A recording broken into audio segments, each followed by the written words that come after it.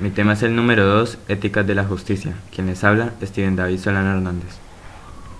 Éticas de la Justicia. Un buen número de teorías éticas ha considerado que su tarea consiste en descubrir la felicidad y en ayudar a alcanzarla.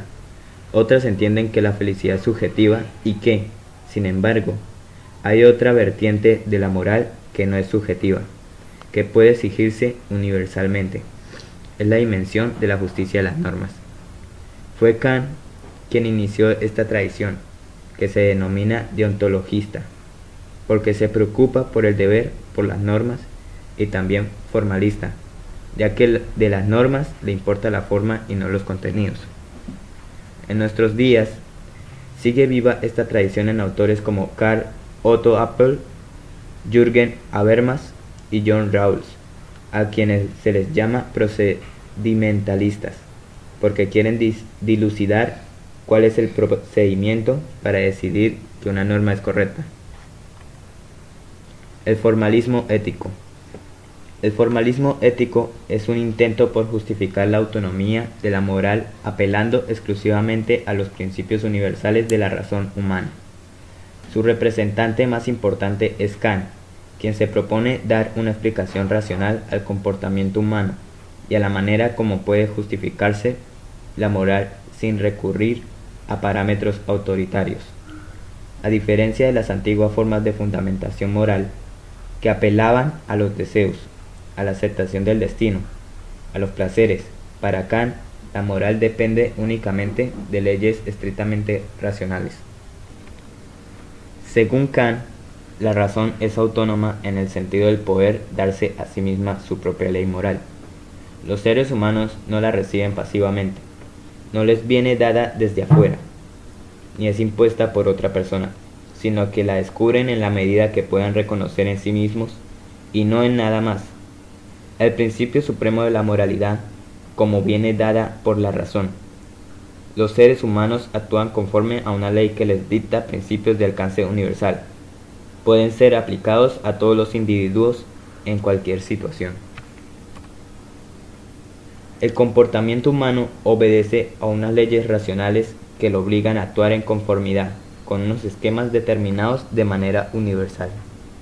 Sin embargo, la fundamentación de las acciones humanas no pertenece al campo de la razón pura, sino a los dominios de la razón práctica.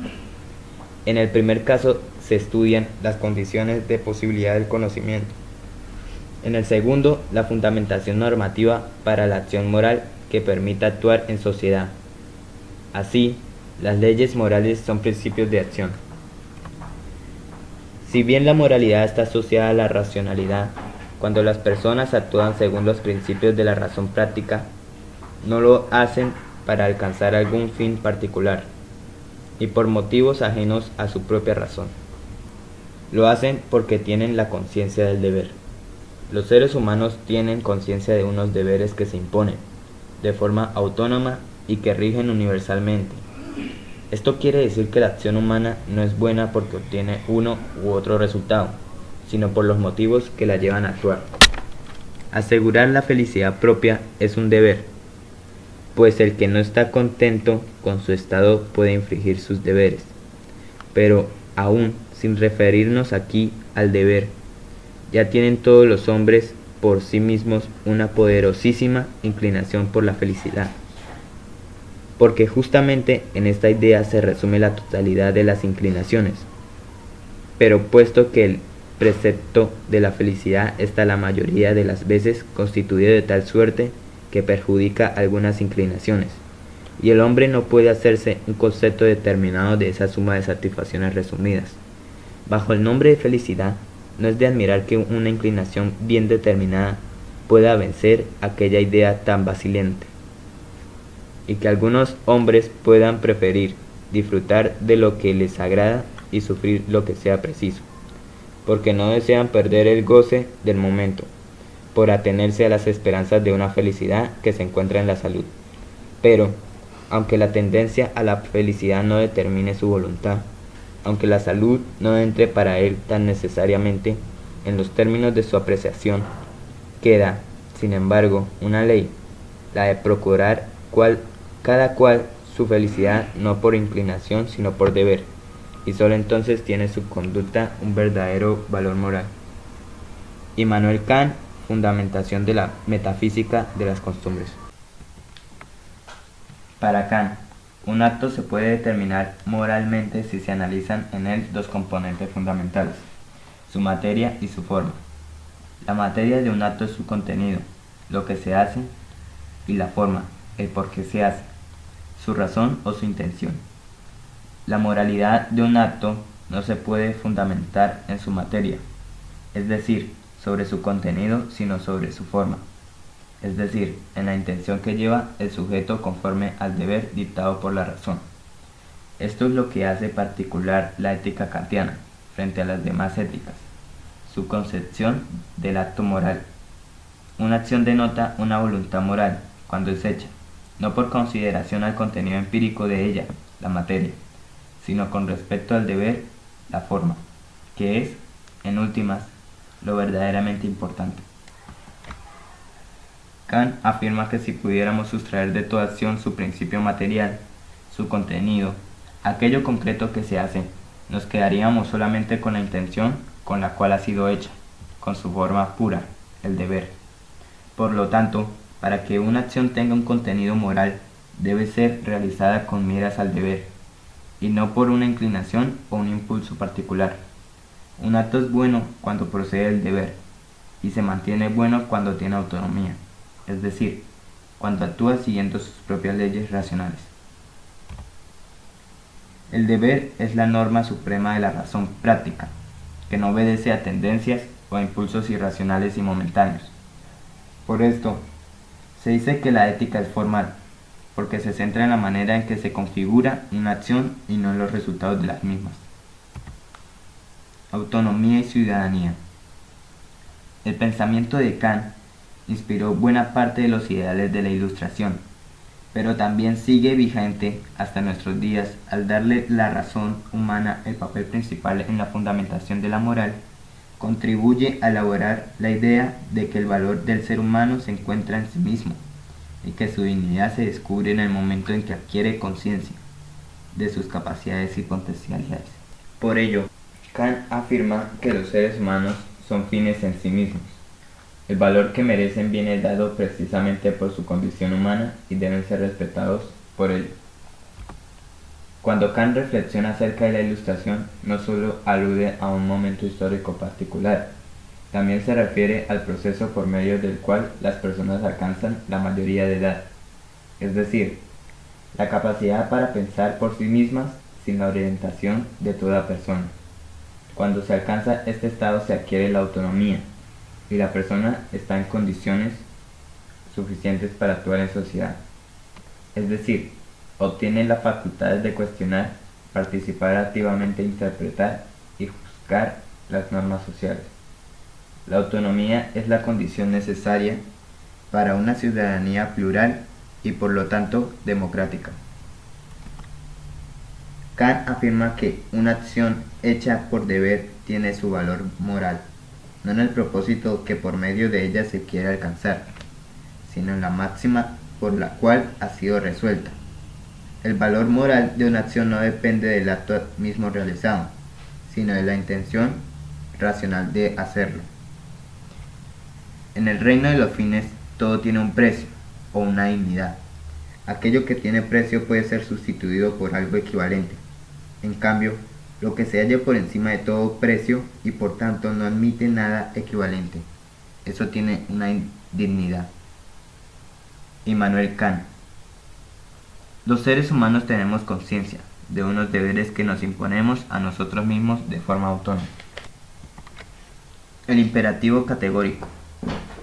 Kant establece que las acciones de los seres humanos deben estar basadas en principios universales. Estos principios funcionan como leyes morales que configuran la noción del deber y aparecen de manera constante, obligatoria y absoluta a la conciencia, orientando a la persona en su manera de actuar. Por ello, llama imperativo categórico a esas máximas que orientan el comportamiento de los seres humanos en todo momento. Existen tres formulaciones del imperativo categórico. Máxima de la autonomía. Obra como si tu máxima debiera servir al mismo tiempo de ley universal. Máxima del respeto a la dignidad de las personas. Obra de tal modo que uses a la humanidad, tanto tu persona como la persona de cualquier otro, siempre como un fin al mismo tiempo y nunca solamente como un medio. Máxima de la legislación para una comunidad moral. Todas las máximas que surgen de nuestra propia creación de la ley deben ser armónicas con un posible reino de los fines como el reino de la naturaleza. Consecuencias de la autonomía. La autonomía tiene consecuencias como las siguientes. La dignidad humana. Los seres que pueden intercambiarse por otros tienen un precio, porque es posible encontrar para ellos un equivalente. En cambio, un ser autónomo es único y por eso no tiene precio, sino dignidad. La idea de dignidad humana es fundamento de los derechos humanos. La buena voluntad. Lo moralmente bueno es tener buena voluntad. Un médico puede ser competente, pero ser una mala persona. Un compañero puede ser muy bien educado, pero ser una mala persona. Y alguien puede ser buena persona, pero incompetente y poco educado. La bondad moral no radica en características útiles, sino en tener buena voluntad. Tiene buena voluntad el que quiere cumplir el deber por el respeto que le merecen las leyes. El bien supremo. El que tiene buena voluntad puede esperar ser feliz. Las éticas griegas aseguran que el virtuoso es feliz y, sin embargo, dice Kant, no parece que en la vida cotidiana las personas buenas sean felices. La buena voluntad es, pues, el bien moral, pero la unión de bondad moral y felicidad constituyen el bien supremo, que es posible por la acción de Dios. La ética material de los valores.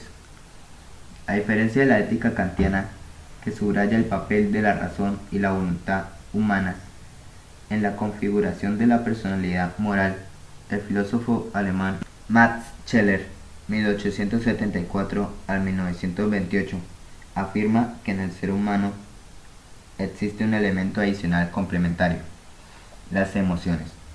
En contraste con lo expuesto por Kant, Scheler elabora casi un siglo después una teoría ética que gira en torno a la vida emocional y que se conoce con el nombre de ética material de los valores. La axiología pura. Los valores son cualidades dotadas de contenido, que están en las cosas, pero que son independientes tanto de ellas como de nuestros estados de ánimo. Hay cosas muy distintas de las que podemos decir que son bellas. Una persona, un atardecer, un libro, y además lo son, aunque algunas personas lo nieguen. Los valores no se captan a través de la razón o de los sentidos, sino por medio de la facultad llamada intuición emocional que los aprehende a priori. Es posible construir una axiología pura, una ciencia pura de los valores a partir de principios como: todos los valores son positivos o negativos. Valor y deber se relacionan porque si captamos un valor que no está realizado, su captación comprende el deber de realizarlo. Nuestra intuición emocional capta de los valores ordenados en una jerarquía objetiva, de suerte que preferimos unos a otros porque sean ordenados en ella. El bien moral consiste en la voluntad de realizar un valor superior en vez de uno inferior, y el mal en lo contrario. Entre los autores que sostienen la ética material de los valores, además de Max Scheler, figuran Nikolai Hartmann, Hans Reiner, Dietrich von Hildebrand y José Ortega y Gasset. Estas son las clases de valores según Ortega y Gasset. Las éticas procedimentales. Las éticas procedimentales nacen en la década de los 70 del siglo XX. Son deontológicas, pero, a diferencia de la ética kantiana, entienden que no es una sola persona quien ha de comprobar si una norma es universalizable, sino los afectados por ella, aplicando procedimientos racionales.